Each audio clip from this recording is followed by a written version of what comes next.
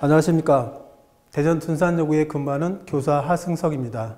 저는 오늘 여러 가지 봉사활동 가운데서도 가장 기억에 남는 소록도 활동에 대해서 말씀드리려고 합니다. 제 삶에 있어서 어려운 일이 있을 때마다 항상 떠올리는 곳, 한시인들의 이야기입니다. 사방을 둘러싼 울창한 소나무 숲과 동백나무, 비자나무 등 이국적인 식물들이 자라는 곳에는 한시인들이 700여 분들이 살고 계십니다. 지금은 다리가 놓여져 자유롭게 오갈 수 있지만 얼마 전까지만 해도 세상과 격리된 유영지나 다름없는 곳이었습니다. 일제강점기에 일본인들은 한시인들의 소록도에 격리한 채 잊혀진 존재로 만들고자 했습니다. 광복이 된 이후에도 소록도 한시인들의 처우는 크게 바뀌어지지 않았습니다.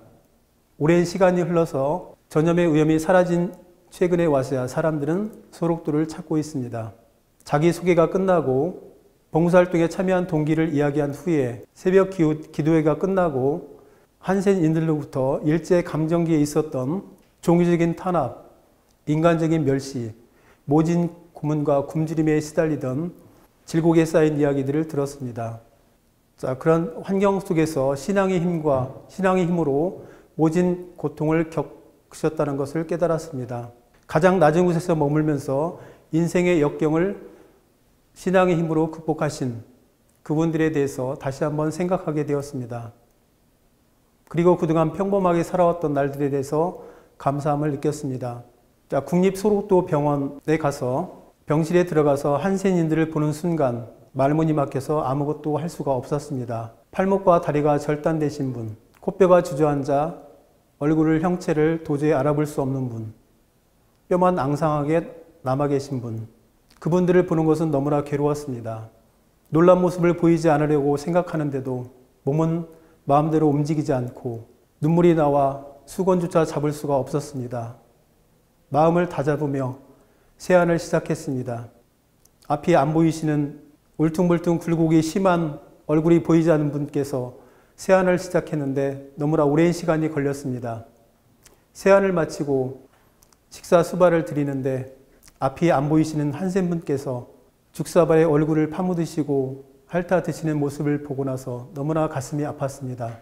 시각장애인 봉사시설로 돌아와서 할머니들을 배웠는데 먼 곳까지 찾아와 줘서 고맙다며 저희 손을 덥석 잡아주셨습니다.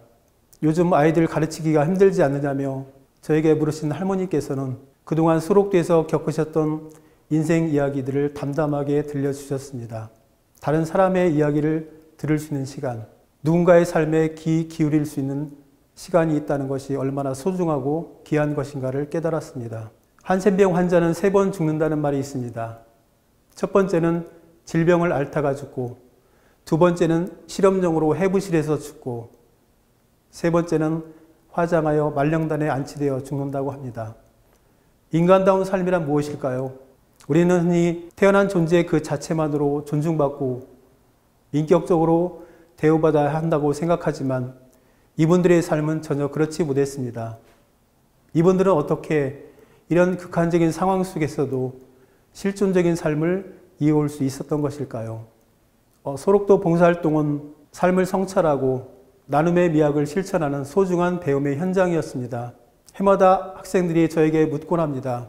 청소년 소록도 기행, 자원봉사활동 또 언제 가요?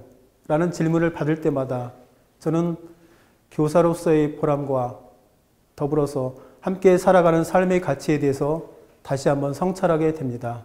폴레 하쿠나 마타타. 감사합니다.